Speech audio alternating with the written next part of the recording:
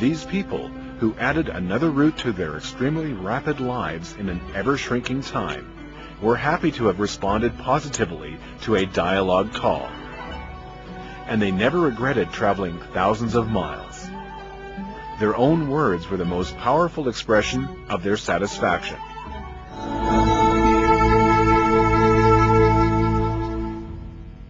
I was asked if I would want to go back to Turkey, and I have to tell you, I wasn't ready to leave when the flight left. I was ready to stay another month or two or years or more. I was so impressed with Turkey because this is a country that's doing a really amazing job of moving into a modern world with their values in hand, with living the values and not losing them.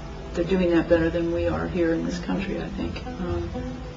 And I think that that is the hope of the world. I will be a better person because of the people that I have met here, and because of the opportunity to look other people in the face and look into their eyes and see the goodness in their hearts and the desire that everybody has for salam. We all want peace.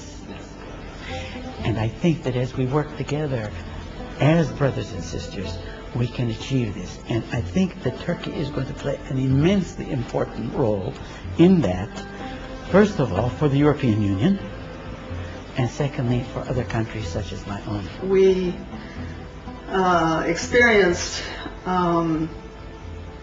hospitality and generosity and friendship and incredible humanity, dedication to some really good goals and purposes for dealing with, I think, the world's troubles. And I'm still feeling, this is 2 months later now, and I'm still feeling very filled with that trip. And constantly in my work, when I deal with the offenders and even the staff, I reference coming from a place of that generosity and that spirit and the joy that I witnessed. How could anybody see that sort of activity, that sort of goodness put into action and come away still with a hard heart? I just couldn't see it. I mean, I think now that we're back, now that we know about this, I do think we have a responsibility to tell people about it. And I take that responsibility seriously. And the seed was planted in me, and I want to water it with information and knowledge. Well, I want to plant seeds now in my students and anyone that I come in contact with to do the same thing and pass it on, so then they will pass it on. So again, it's maybe the book information as well as just the social aspects, how generous and kind people of Turkey are. I am forever changed by this event. Going to Turkey, seeing the community there has changed me. Changed me in a way that I didn't expect. I saw a level of dedication to Islam. I saw a level of dedication to humanity. I saw a level of dedication to making society work comfortably for everybody.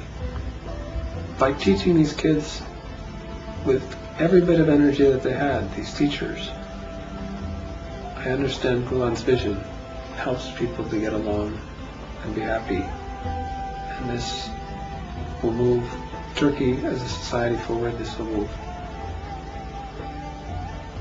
the influences that happen as they send people to other countries. This will move those countries forward in ways, I suspect, the same that have changed me. When he presented his message of tolerance and dialogue, many people did not even understand what he was talking about. Some thought it was a dream that would never come true. Others thought it was a fruitless effort.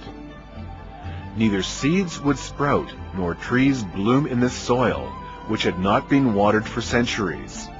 obstacles of hostility and ignorance seemed impossibly overcome.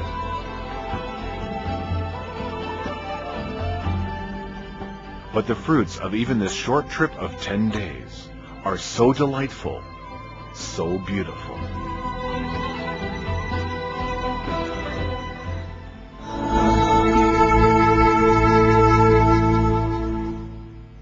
If there was the wildest coincidence that Petula Golan was able to hear these words, to try to change the world, to increase human understanding through interfaith dialogue and through the Interfaith Dialogue Institute that he'll create, that work will outlive him and will help make our world a better place.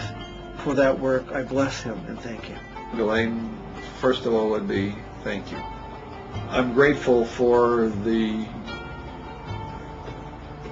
fact that you have touched the lives of many people who are using their lives not just to say thanks to you, but who are giving their energy and their gifts and their commitment to deepening faith and understanding and learning and education for many, many other people. Petula Golan has reminded us of where God is in our everyday life.